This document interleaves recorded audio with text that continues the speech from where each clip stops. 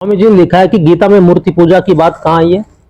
गीता ज्ञान परिष्कामी स्वामी राम सुखदास जी महाराज जी ने गीता प्रेस से आपको एक पुस्तक मिल जाएगी।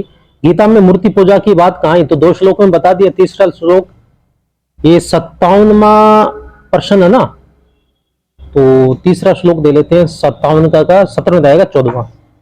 तो 17वें अध्याय का 14वां श्लोक है, मूर्ति पूजा की बात आएगी। देवे द्विज गुरु प्राज्ञ पूजनम शौचम आर्जोम ब्रह्मचार्य महिंसा च शारीरम तप उच्यते। ठीक है, देव द्विज गुरु प्राज्ञ पूजनम, देवता ब्राह्मण गुरुजन और जीवन मुक्त महापुरुषों का यथावत पूजन।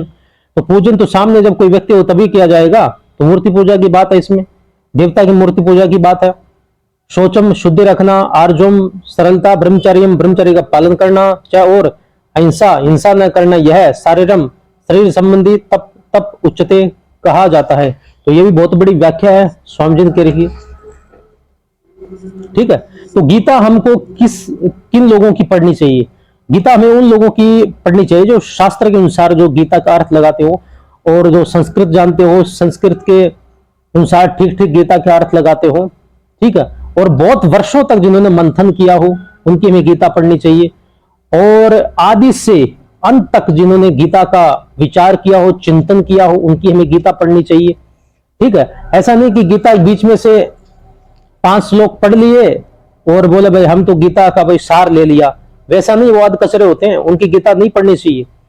भाई सार जब लेना हो ना किसी ग्रंथ का, तो आदि से अंत तक पढ़ा जाता है उसको, तभी सार लिया जाता है। बीच में से सार नहीं लिया जाता किसी ग्रंथ का भी। बीच में से 5 श्लोक पढ़ लिए, हमने सार ले लिया। आदि से अंत तक पढ़ोगे तभी सार निकलेगा, इसका क्या सार है। और आदि से अंत तक पढ़ने के लिए किसी एक ग्रंथ को वर्षों लग जाते हैं।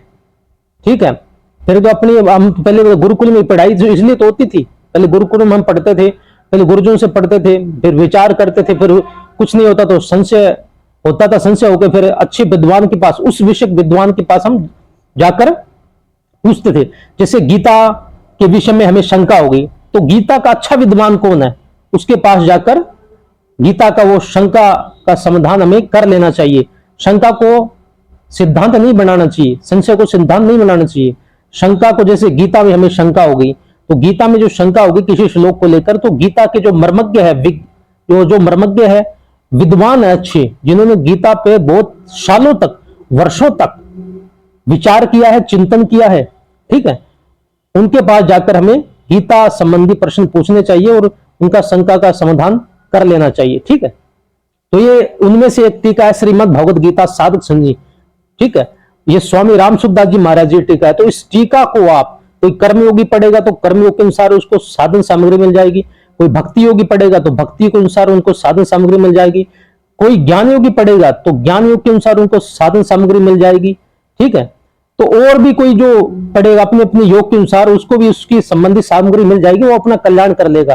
क्योंकि स्वामी राम सुखदास जी ने वर्षों तक गीता का पर विचार किया है, ठीक है, चिंतन किया है, एक एक श्लोकों पर विचार किया और एक एक श्लोकों की व्याख्या की है। ठीक है, तब जाके उन्होंने शायद, और उन्होंने स्वयं भी कहा है कि अभी भी मैं गीता में पूरा नहीं उतरा हूं। ठीक है, और गीता में बोलो ठीक ज्ञान कौन जानता है, या तो भगवान कृष्ण जानते हैं या वेद व्यास जी जानते हैं।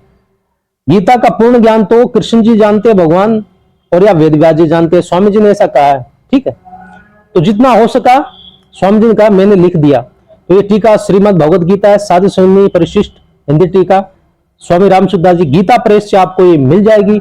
अगर आप पुस्तक नहीं पढ़ सकते तो प्ले स्टोर से गीता साधु संधि ऐप आप डाउनलोड करके इसको पढ़ सकते हो। राम।